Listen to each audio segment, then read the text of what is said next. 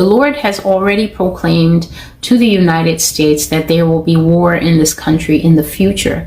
Not only a civil war, which is where her people clash along status lines, social lines. So you'll start to see things like the rich against the poor. You'll start to see racial divisions. You'll start to see class divisions. You'll start to see financial divisions. You'll start to see religious divisions and ideological divisions, such as we've seen, such as have surfaced to such a large extent with the recent presidential election. But eventually, all these differences, because Americans will stop dialoguing, they will stop being tolerant if they haven't stopped already. They will stop being understanding of one another. They will stop giving an ear to one another, and they will even stop allowing one another to have their own opinion. Because of so much headbutting, it's going to come to a place where Americans will actually pick up arms and go to war one against another. This will not be the only cause for this to happen. There's also going to be a lot of spiritual warfare that happens that causes such a thing to take place. But eventually, the peace that this nation should enjoy, and the peace that she has traditionally enjoyed for hundreds of years now, at least at home. America's fought wars, but she's always had the wherewithal and the wisdom, I would say, to fight them outside her territory. Eventually, there is going to come war to this territory, and that war is going to be very destructive in terms of loss of life, in terms of how much hatred of brother against brother there's going to be. But also, there's going to be invasion, which is war again fought here after that civil war, when other nations, powerful nations, Russia, China, and allies come in and invade the country.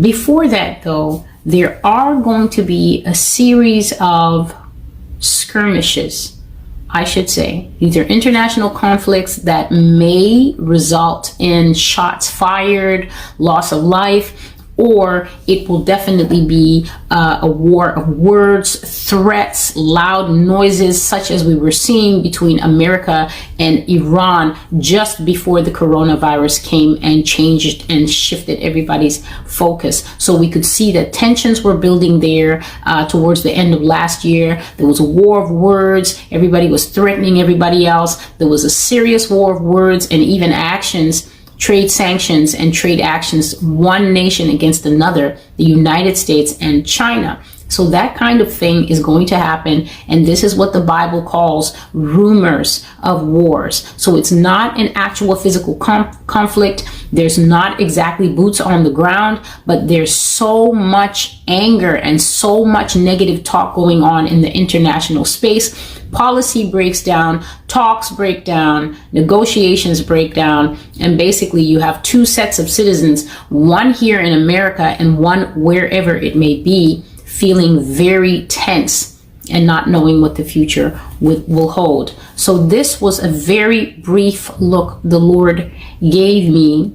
I finally was able to write the prophecy down on June 30th, 2019, and it's titled The Cockfight. So for those who don't know, I have a picture here of two very angry chickens and roosters, actually. Aggressive male roosters. And in cockfighting, these roosters are not allowed to grow up normally. They grow up with a lot of poking. Basically, these roosters are not left in peace. They're always poked and prodded and just aggravated, so that they grow up with a very large amount of aggression, a lot more than your normal male rooster. They're very angry all the time and very easy to set off. And the reason these roosters are raised in these conditions is because they take place in a sport, an illegal sport in most countries. But for all that, it still happens even here. It's an underground sport called cockfighting, and basically people gather in a room or gather anywhere that the cops can't surprise them, and then they bring their roosters and they make the roosters fight each other, and they place bets. And if you've got a very good fighting rooster, if you've got a very good fighting rooster, then you might end up killing quite a few other people's roosters and taking a large amount of money home. As I understand it, these roosters even have razor blades attached to their feet, so that as they lift off and flap aggressively against the other bird, they could cut it and potentially kill it.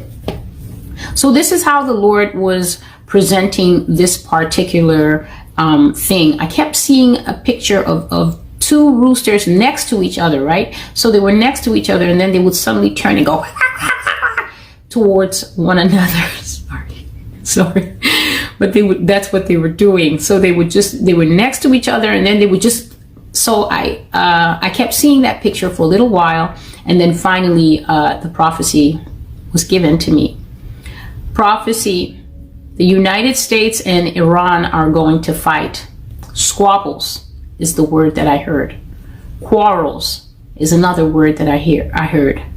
First, I saw the two nations depicted as people. So I saw the United States in the Uncle Sam outfit, was a man this time, a man with the Uncle Sam beard and the hat, and came with a sound system painted in the United States colors and a bullhorn in the United States colors. And then another man came dressed in traditional Iranian garb, I would say, and he had the sound system in their colors and a bullhorn in their colors. And then they stood at opposite ends of a field, and they began to call out threats. They began to call out insults louder and louder against one another.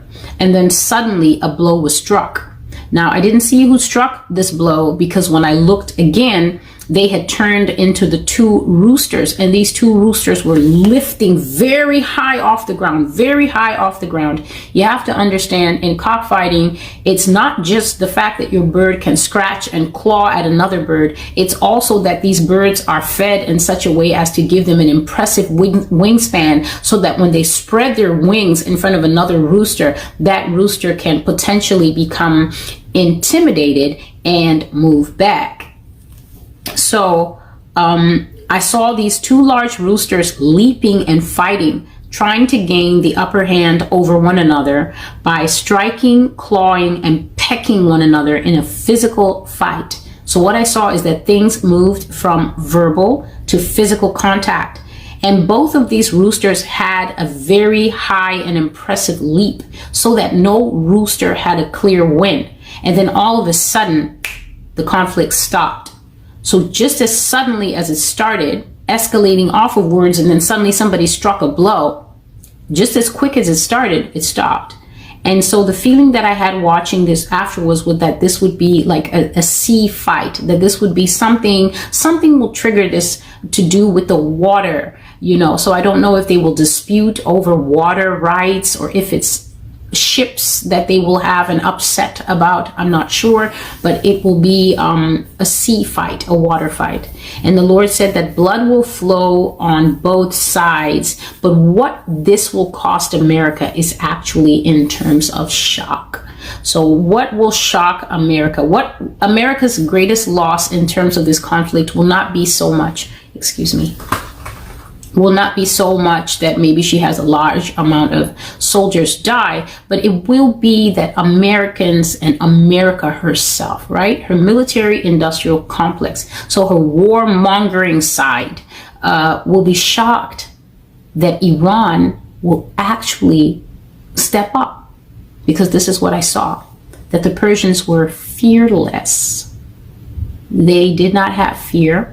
In fact, they had a fierce determination not to be beaten, not to be sidelined or disrespected any longer. So I saw Middle Eastern men, and their jaw was very firm, a very firm jaw of determination, like we have had enough, like that.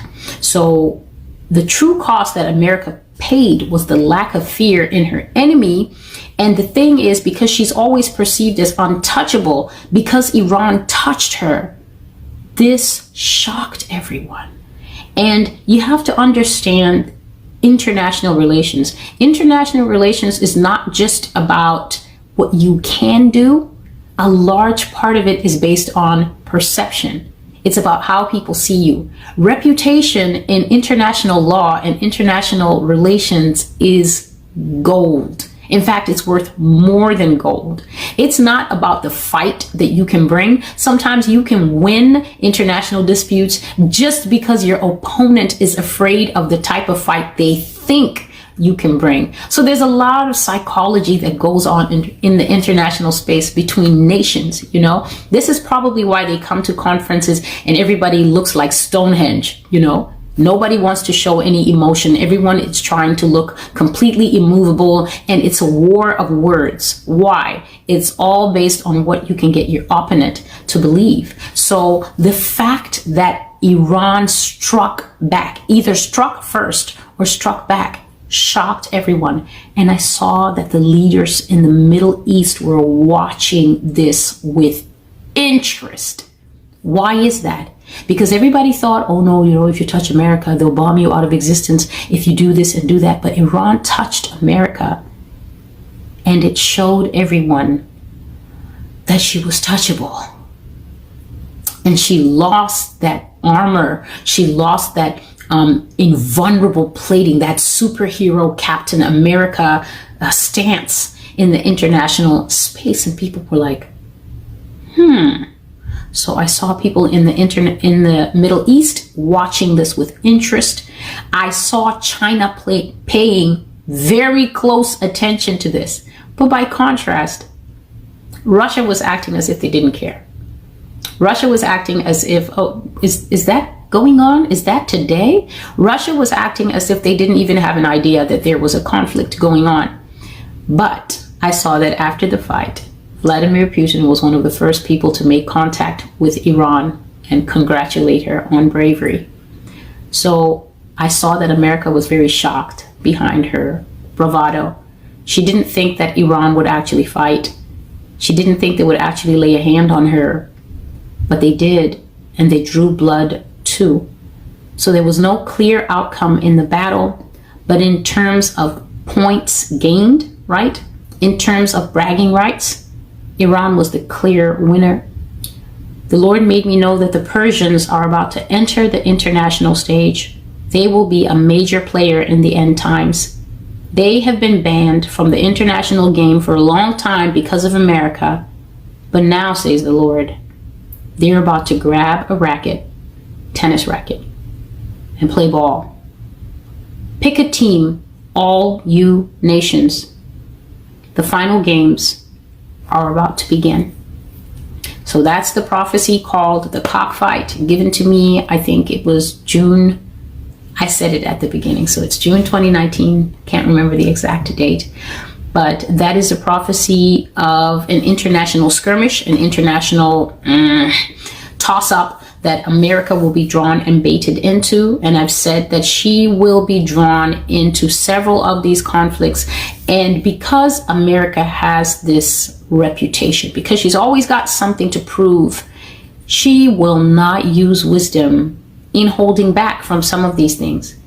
Anyone who pokes her, she's going to go, we're going over there. We're going to set this right. We're going to show them.